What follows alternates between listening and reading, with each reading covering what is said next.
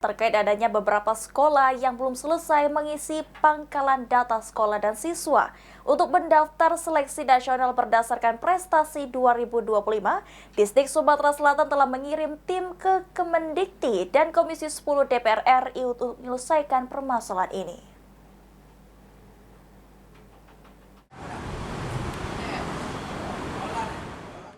Sebanyak 20 sekolah negeri dan swasta di Kota Palembang belum menyelesaikan PPDS hingga batas waktu yang telah ditentukan.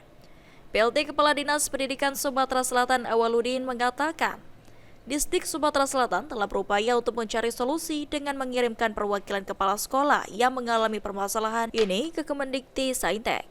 Selain itu, perwakilan tersebut juga melakukan audiensi dengan Komisi 10 DPR RI.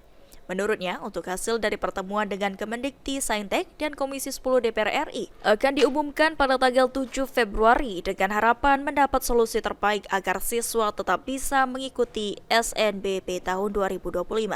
Ini sangat menyesalkan itu terjadi, tetapi kami berupaya untuk mencarikan solusi terbaiknya. Yang pertama, 3 hari yang lalu kami sudah mengirimkan perwakilan kepala sekolah yang mengalami permasalahan ini ke Kementerian Pendidikan Tinggi, Riset dan Teknologi. Kemudian para perwakilan kepala sekolah dari beberapa provinsi ini juga beraudiensi dengan Komisi 10 DPR RI.